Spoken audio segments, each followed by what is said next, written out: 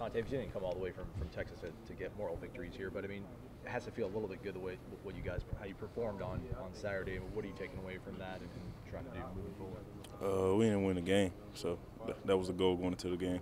Win the game. That was the most important thing. So I don't think we got any more victories, or we're not feeling good about that game or what we did. We just wanted to win. What has you feeling good about what this team can do next week and moving from here forward? Definitely.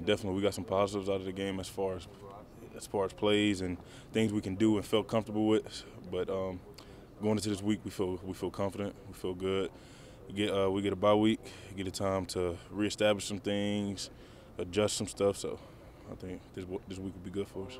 What's the mindset you guys have to have when, like, say, there's a turnover or a change of possession, and you guys have a short field and have to kind of adjust quickly?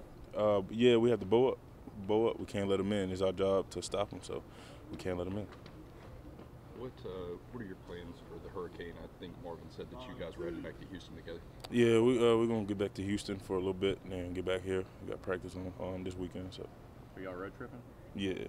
Be fun, right? Yeah, it's pretty cool. Did you know him growing up? Yeah, me and Marvin from the same area.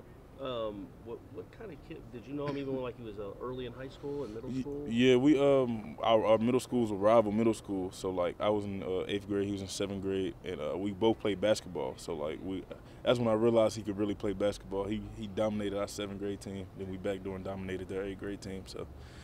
But he was obviously a big kid in the court that you just couldn't move. Super big. He's a kid that know how to move with it. Like right. he actually knows how to play basketball, so it's pretty cool. Has he always been that kind of kid though in football, where double teams don't matter and he just blows stuff up? Definitely. He's always had the size and the aggression, and he knows how to play football. So he's definitely been what he is. How much does he help you guys with what he's doing up front? How much does he help the linebackers? Tremendously. He's been playing very well these past few weeks, and I'm just proud of him. I'm happy for him, proud of him. I'm happy in front of him. Is it kind of crazy to think that, like, you guys are playing 8th grade basketball against each other, and now, however many years later, you're both in the same place in Florida? Yeah, it feels good just knowing people from our environment. We're doing something more positive, so it feels good. When the defensive line is playing as well as they did against Miami, just how much does that make your job easier as a whole?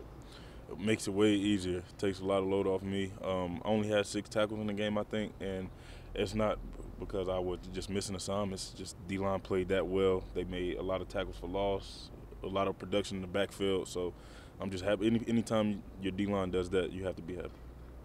How confident are you guys that you guys can carry that intensity and focus into the games against the Wake Forest team like that? Very confident. Because it's all about the approach, the way you approach practice. And I felt like we attacked practice all week last week, and it paid off for us. We didn't get the victory, but I think if we keep coming to practice to work like we did, it'll pay off in the long run. This rushing defense, where it's at right now, I mean, how does that make you guys that much more of an overall strength to keep improving on? It definitely gives us motivation because we see where we rank statistically in the country, and then we see in other categories where we're not as good.